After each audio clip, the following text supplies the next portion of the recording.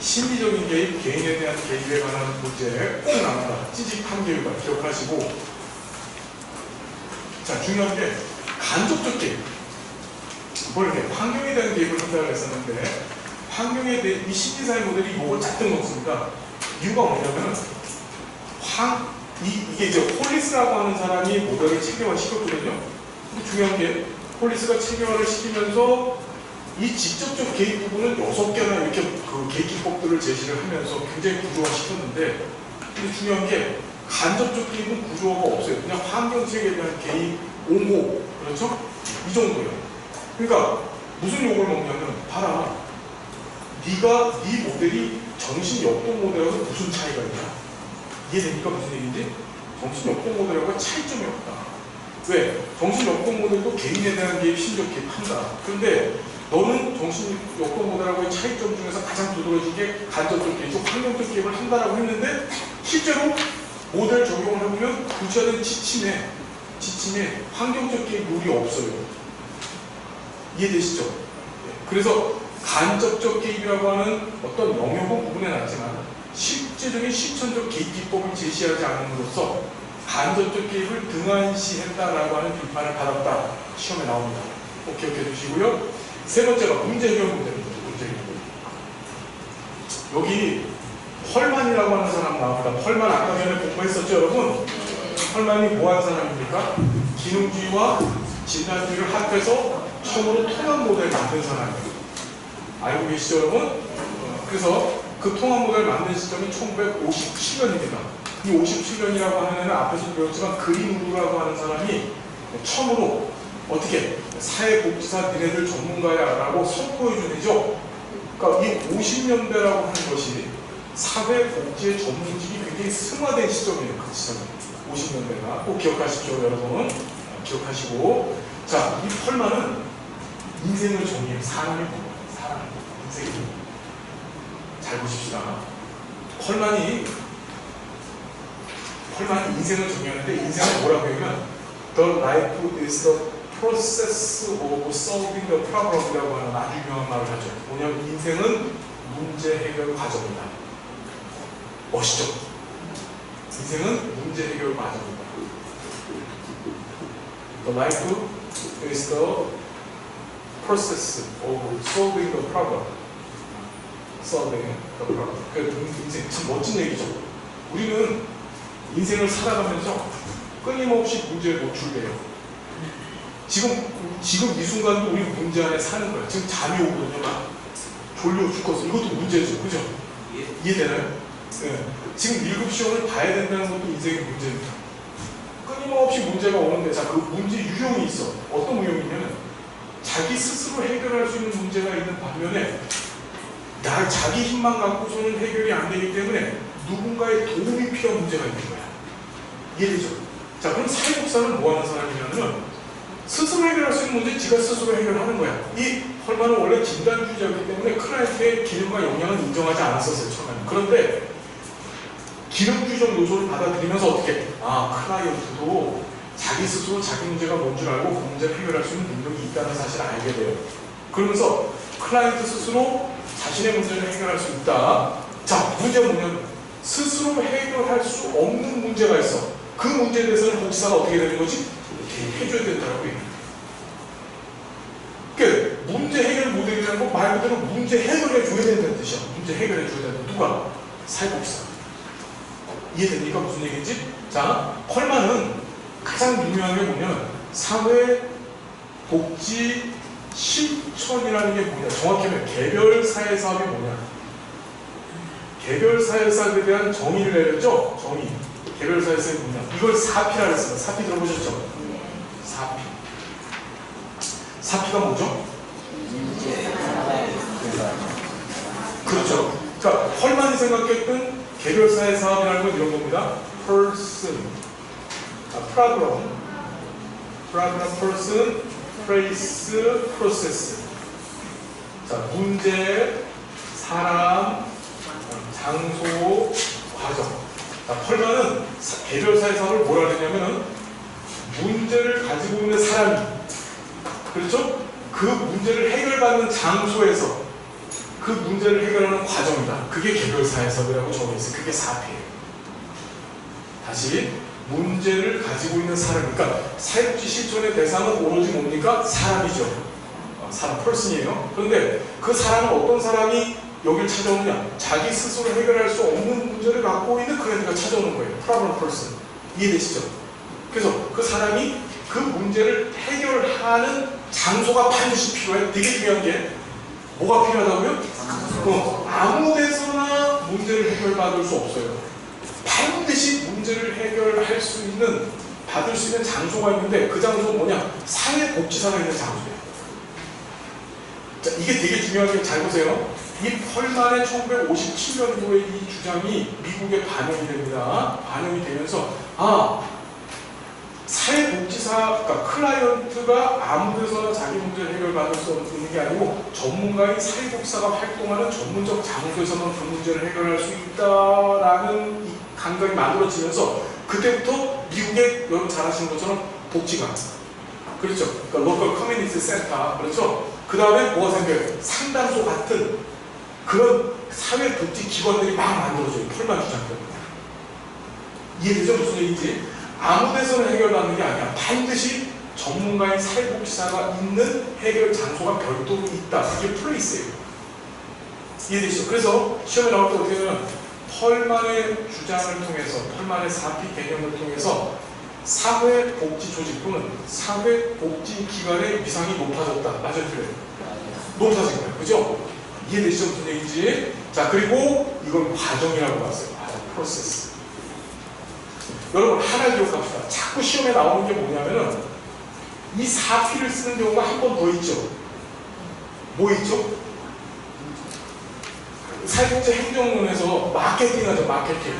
마케팅의 4P가 등장하잖아요. 시험 문제에 나올 때는 어떻게 하냐면은 이 마케팅 4P하고 펄만의 4P를 섞어갖고 다음 중 마케팅 4P가 아닌 것은, 이해되시죠? 이렇게 나와요. 마케팅 4P는 뭐죠? 마케팅 4P. 자, 첫 번째 프로덕트, 상품, 그렇죠? 그다음 프라이스, 가격, 플레이스, 유통, 프로모션, 촉진. 자, 이게 4P죠. 마케팅이라는 뜻이 뭐예요, 여러분? 물건을 파는 행위를 얘기하는 거죠. 그러니까 재화나 서비스를 파는 행위인데 사회복지 조직이 있어서 마케팅은, 사회복지 조직은 재화를 만들지 않습니다. 우리 공장이 아니죠. 우리가 만드는 건 서비스입니다. 우리 서비스를 팔아야 돼요.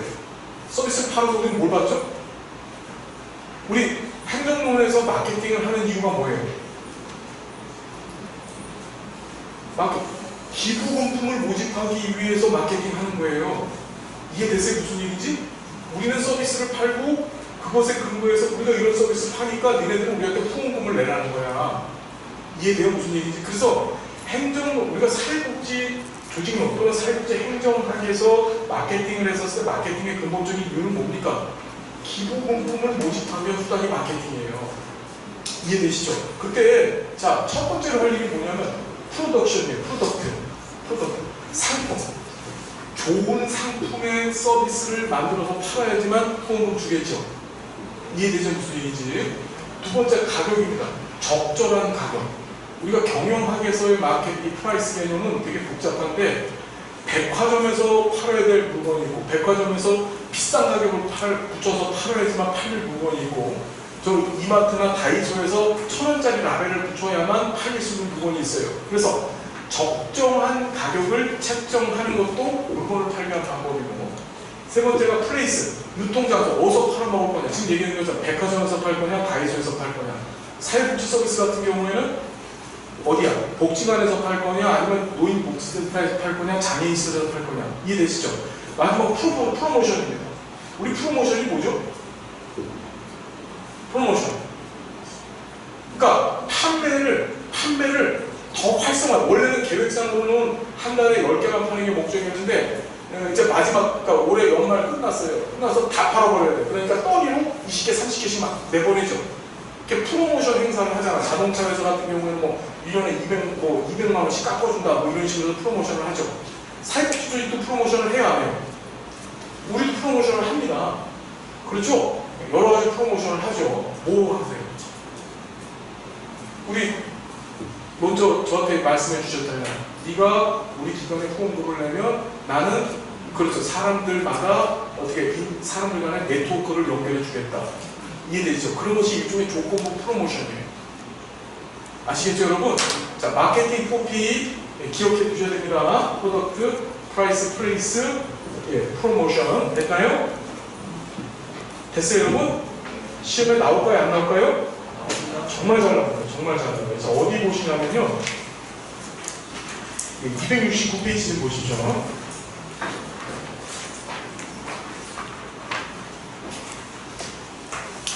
(269페이지) 보이세요? 3번이 269페이지입니다.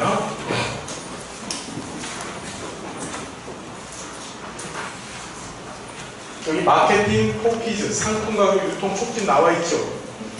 예, 그래서 상품, 가격, 유통, 촉진. 뭘 팔 것이냐? 가격은 어느 선에서 결정할 것이냐? 유통, 어떻게 팔 것이냐? 그 다음에 촉진, 어떻게 상품을 더 많이 판매할 것이냐? 이해되시죠? 무슨 얘기인지. 원래 계획사항은 10개였는데 재고가 많이 남으니까 한꺼번에 20개, 30개씩 팔자. 그 얘기죠. 할인 정책 같은 거를 쓰거나 사회복지도 여기 보니까 무슨 뭐 인쇄물 제작해서 배포하고 언론을 통해서 홍보하고 이런 일들을 하게 되는데 이거 전부 프로모션이라고 하는 거예요. 됐죠, 여러분? 됐죠? 헐만의 4P까지 정리가 되셨나요, 여러분? 자, 그래서 우리 99페이지 잠깐 봅니다. 57년에 시카고 대학교 헐만에 의해서 처음 소개됐다. 클라이언트의 문제 해결 능력과 대처 능력을 향상시키다. 뭐냐면 클라이언트는 스스로 자기 문제를 해결할 능력을 갖고 있어요. 그래서 소소한 문제는 자기가 해결하는데 어려운 문제는 지가 해결 못하잖아요. 그러면 사회복사는 어떻게 하느냐? 그 어려운 문제 해결하는 데 개입해서 스스로 지 문제를 더 적극적으로 큰 문제도 해결할 수 있는 그런 사람으로 만들어주는 거예요. 클라이언트. 이해가 되시죠? 나머지는 보시고요. 넘어갑니다. 나머지는 다 봐주시고 개입 과정은요. 문제 해결 과정입니다. 개인과 환경 간의 사무장의 초점을 두고 개입해야 된다 정도만 보시고 접속 계약 활동 단계는 안 보셔도 됩니다. 한계도 봐주시고요. 자, 이제 행동 수정 모델입니다. 행동 수정 모델은 스키너의 조작적 조건과 이론과 반대할 사회학습 이론이 반영되어서 만들어진 모델 체계가 바로 행동 수정 모델이에요. 그러니까 행동 수정 모델의 핵심은 뭐냐면 클라이언트가 갖고 있는 역기능적 잘못된 행동에 사회복사가 개입을 해서 자, 저 잠깐 볼게요. 예를 들어 스키너의 조작적 조건이나 이런 관점을 개입하면 어떻게 하는 거지? 얘가 행동을 하도록 사회복사가 직접적으로 어떻게 뜯어 고쳐놓는 거야. 강화시키는 거. 반도라적 관점으로 개입하면 어떻게 하는 거예요? 자기 강화를 시키도록 어떻게 자기 효능감을 업그레이드 시켜주는 거죠. 이해되시죠? 무슨 얘기인지. 자, 행동 수정 기술 자 보겠습니다. 모델. 자, 보면은 1960년대 정신분석 이론을 반대해 등장했다. 이론적 배경은 스키너 조작적 조건화 이론 더하기 반도라 사회학습 이론이다. 됐나요? 자, 중요한 거 단기 개입이다. 뭐라고요? 자, 지금 시험에 참 잘 나오는 게 단기 개입 모델의 종류를 묻는 경우가 시험에 잘 나와요. 그건 단기 아니고 전부 장기지요. 단기 개입 모델 첫 번째 공부하는 게 바로 이 행동 수정 모델입니다. 그럼 여러분 단기 개입이 뭐죠? 단기 개입이? 그렇죠. 자, 단기 개입 모델은 어떻게 진행이 되냐면 일반적으로 여러분 개입을 통해서 변화시키고자 하는 특정 목표가 정해지잖아요. 그 목표를 짧은 시간 안에 단기간 안에 자, 지금 얘기지만 안 돼요. 아주 구조화되어진 고도화된 전략적 개입을 통해서 구조화되어 있다는 것은 이런 절차에 맞춰서 이러하게 진행하자. 이게 바로 구조화되어 있고 절차화되어 있다는 거예요. 그 개입을 통해서 그 문제를 즉각적으로 해결해버리는 거예요. 앞에서 공부하셨던 정신역동 모델이나 심리사회 모델은 장기 개입 모델입니다. 왜? 내면을 뜯어 고치는 거예요. 정신역동 모델도 자아를 업그레이드 시키는 거야. 그래서 통찰력을 갖게 해서 지가 갖고 있는 무의식과 원초가 모두 깨닫게 만드는 거죠, 여러분. 그러면 시간이 적게 들릴까요? 많이 들릴까요? 교도소 들어가서 3년 내내 이거 보고 있어야만 바뀌어집니다. 심리 사회 모델도 마찬가지예요. 장기 개입 모델입니다. 그런데 행동 수정 모델이라는 건 뭐냐면 단기적으로 탁 대입해갖고 문제되는 행동만 구조화된 기법을 통해서 빨리 긍정적인, 기능적인 행동을 화딱 바꿔놓고 빠져버리면 되는 거야. 이해되나요? 무슨 얘기인지? 자, 그래서 행동수정 모델은 단기 개인 모델이다. 우리 단기 개인 모델 첫 번째 행동수정 모델 배웠어요.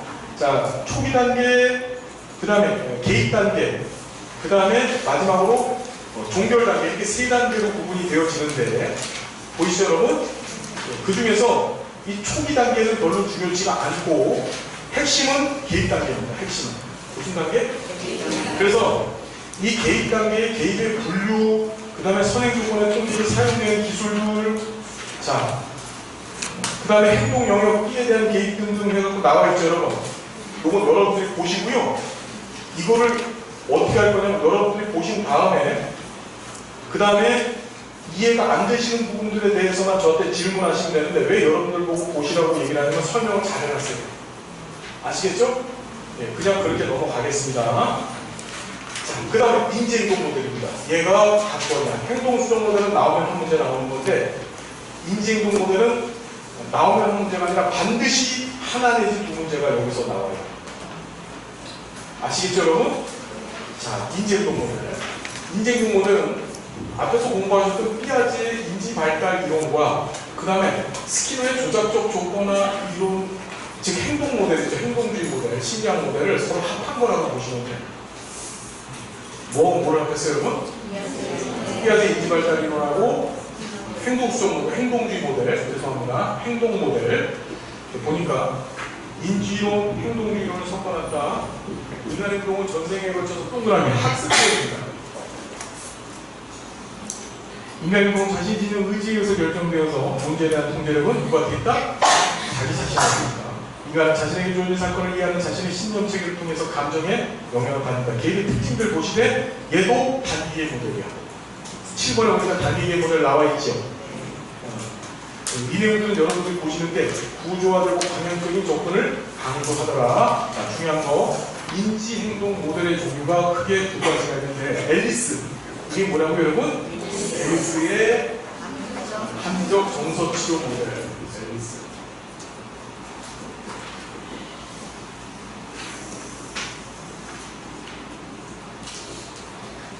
자, 지금부터 이거 얘기 들어보시죠. 우리가 인지행동 모델 이론가, 앨리스의 합리적 정서치료 모델하고 그 다음에 아론 백이라고 하는 학자의 인지치료 모델 두 가지가 있거든요. 자, 얘네들의 공통점은 뭐냐면은 저 다 보기 이런 겁니다. 어떤 객관적인 현상, 상황이 있어요. 상황이 있었을 때 우리가 가지고 있는 어떤 인지적 구조, 그걸 갖고서 이 상황을 보는 거예요. 이 인지적 구조는 매우 어떤 것이다? 주관적인 거예요.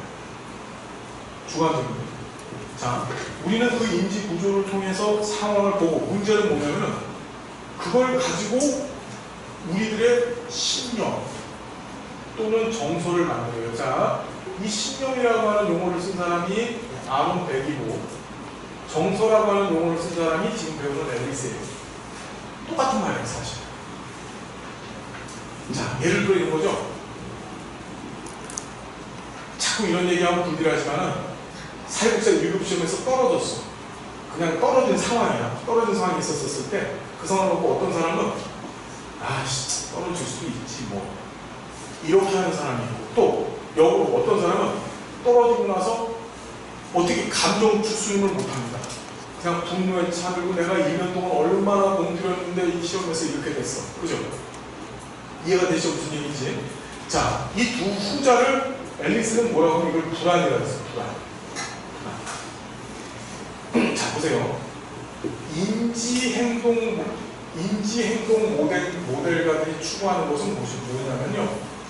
어떤 상황에 의해서 발생된 그 주관적인 경험에 의해서 체험되어지는 개인의 불안감. 그렇죠. 이 불안감을 문제점으로 본 거예요. 그리고 이 불안감을 어떻게 발생하는 원인이 도대체 무엇일까를 연구한 게 바로 인지행동 모델 이론가예요. 자, 앨리스는 그 유명한 ABCDE 패러다임을 얘기하죠. 중요합니다. 앨리스는 A, B, C C, D, E 패러다임을 얘기해. 앨리스는 뭐라고? A, B, C, D. 자, A라는 게 액티베이팅 이벤트, 선행사건이에요. 내가 시험을 봤는데 떨어졌어. 이게 사건입니다. 그죠? 자, 우리 다 어떻게 생각하고 있냐면, 저는 잠깐 볼게요. 우리가 어떻게 생각하고 있냐면, 이 선행사건 때문에, 자, 이 B라는 건 이게 신념. 빌리프. 이게 신념이고, 이 C라는 게 컨시퀀스. 결과입니다. 이 결과라는 것이 지금 말씀드렸듯이 불안감과 같은 개인의 정서적 반응이야. 이해되죠? 우리는 항상 어떻게 생각하냐면 이런 신념이 결과를 만든다고 생각해요. 그죠? 죄송합니다. 상황이 결과를 만든다고 생각해요. 선행사건이. 그러니까 시험에 떨어졌기 때문에 그것 때문에 내가 어떻게 하는 거지? 불안해하는 거예요. 이해돼요? 그런데 앨리스는 아니다라고 얘기합니다. 뭐가 결과를 만든다? 얘가 만든다. 얘가. 이 신념이. 뭐가 만든다고요? 신념. 자, 기능적이고 건강한 신념 체계를 갖고 있는 사람은 동일한 선행사건이 다가오더라도 어떻게 하는 거지? 그 선행사건에 대해서 불안감을 갖지 않아요. 그런데 자, 역기능적인 신념, 그걸 우리가 앨리스는 비합리적 신념이라고 얘기했습니다. 비합리적 신념 체계를 갖고 있는 클라이언트는 어떻게 하느냐? 그런 불안감이 왔었을 때 뭐 하는 거죠? 예, 그러니까 그런 사건을 닥쳤었을 때 극도한 불안 상태에 빠지게 되는 거예요. 그러니까 A가 C를 만드는 게 아니고 B가 C를 만든다는 사실을 얘기하고, 그러면 이 C를 긍정적으로, 즉 기능적인 C가 발생하는 거, 즉 불안감을 없애려면 어떻게 되는 거죠? B를 수정하면 되는 거예요. B를. 즉 비합리적 신념 체계를 합리적 신념 체계로 바꾸면 그것이 치료가 되어진다고 얘기하고, 이해되시죠? 네. 그 치료하기 위해서 뭘 하느냐? 자, 요게 시험에 나오죠. 이 D. D라는 게 dispute 또는 depict라고 해서 이걸 논박이라고 해요. 논박. 뭐 신념체가 잘못됐어. 우리 인지행동모델은 기본적으로 교육적 접근을 해요. 그래서 클라이언트를 데려다놓고서 너 이게 잘못됐거든? 잘못된 거 고쳐보자 라고 어떻게 가르치는 거예요. 이해가 되시죠? 그랬었을 때 마지막에 E가 등장하는데 E가 바로 치료의 효과예요. 이펙트, 효과예요. 효과. 어떻게 되냐? 비합리적 신념 체계가 합리적 신념 체계로 바뀌어지게 되는 거예요. 그래서 이것을 A, B, C, D, E 패러다임이라고 얘기해요. 알겠죠, 여러분? 알겠죠? A, B, C, D, E 패러다임. 그래서 자, 우리 교재를 잠깐 보시면요. 앨리스의 합리적 정서 치료 모델, Rational Emotive Behavioral Therapy하고 REBT라고 얘기를 해요. 개입의 목표, 클라이언트가 자신의 비합리적 신념과 그런 신념들도 생기는 부적절한 정서법을 스스로 지각하여 비합리적 신념을 수정할 수 있도록 원조하기. 이해되시나요? 뭘 뜯어 고쳐놓는 건가요? 비합리적 신념. 다시 정리하자면 얘가 얘한테 영향을 주는 게 아니라 얘가 얘한테 영향을 주기 때문에 얘를 고쳐놓으면 어떻게? 예, C가 바뀌어질 거라고 보는 거죠. 그러면서 뭘 얘기하냐면, 자, 이 D라는 건 논박인데 논박이 바로 뭐죠? 개입 과정이죠, 이게. 그렇죠. 논박이. 자, 그래서 교재를 보시니까 주요 개념 비합리적 신념 나와 있습니다. 비합리적 신념. 자, 여기 잘 보시면요. 이런 사람들이 불안증에 빠져. 이런 신념 체계를 갖고 있는 사람들. 얘도 시험에 나올 겁니다. 반드시. 자, 보니까 인정욕구. 나는 내 모든 사람들한테 사랑과 인정받아야 돼. 이런 생각 갖고 사시는 분들. 조금이라도 누군가가 나한테 험한 소리하고 나한테 관심을 안 가져주면 어떻게? 삐지죠. 그렇죠. 자기 자신을 굉장히 어떻게 나쁘게 보는 사람들이 있어요. 관종이라 그러나요, 요새? 관심 받고 싶어 하는 사람들. 그 다음에 과도한 자기 기대감. 자기 자신을 가치 있다고 생각하기 위해서는 모든 영역에서 완벽하게 유능하게 반드시 성공을 거둬야 된다. 그런 인생이 있어요, 없어요? 완벽한 성공이 세상에 어디 있어요? 여러분 인생은 둥글둥글하게 사는 거죠, 그죠? 그 다음에 비난 성향. 자신에게 해를 끼치거나 악행을 저지르는 사람은 나쁜 사람으로, 그러한 사람은 반드시 비난과 처벌을 받아야 된다고 보는 거예요. 그럼 돼야 돼요. 그것도 안 되죠. 그래도 좌절적 반응. 일이 바라는 대로 안 되는 인생이 아무것도 없다. 좌절적 반응이라는 건 뭐냐면 원하는 대로 되지 않으면 내 인생의 모든 과업이 다 실패한 걸로 생각하는 거예요. 이거 비슷한 게 이제 뒤에 가면은 아론 백은 그 과잉 일반화라고 얘기했거든요. 하나가 잘못되면 인생 전체 모두가 다 잘못됐다고 생각합니다. 1급 시험 한번 떨어졌다? 그럼 나는 살 존재가 살 가치가 없는 인생이라고 생각하는 거예요. 그런 사람들이 많아요, 여러분들. 그 다음에 정수정 부책이 인간의 불행의 원인은 외부 환경에 있는 것이며 사람들은 그것을 포기할 수 없다. 그러니까 뭐냐면 이게 바깥에 있는 무엇인가가 내 인생을 마음대로 조종한다고 보는 거예요. 나는 거기에 질질 끌려다닐 수밖에 없다는 거죠. 과도한 불안, 문제회피, 의존성, 불효과, 팽에 대한 지나친 염려, 완전 불효주. 여러분 이런 비한적 신경 가지면 될까 안 될까요? 이건 안 되겠죠, 그죠? 네, 꼭 한번 읽어봐 주시고. 계획 과정이 뭐라고? A, B, C, D, E. 그래서 A는 액티베이팅 이벤트, 유발 사건이고, 특정 사건에 대한 클라이언트의 사고방식, 이게 신념체계고, 80번스는 정서적 결과, 이것이 바로 불안감이라 그랬죠. 비합리적 신념이 뭘 만드는 거야? 불안감을 만들어내는 겁니다. 여기에 대해서 논박합니다. 클라이언트가 지닌 비합리적 신념에 대해 사용자가 시도하는 논박 과정을 디스퓨트, 논박이라고 얘기했고, 이펙트는 비합리적 신념이 합리적 신념으로 바뀌고 효과죠. 됐나요? 됐죠? 됐죠? 요새는 앨리스는 시험 문제 잘 안 나와요. 왜? 내봤자 A, B, C, D 하나 내든지 아니면은 비합리적 신념의 종류는 아직까지 한 번도 안 나왔거든요. 얘를 내든지 둘 중에 하나밖에 낼 게 없어요.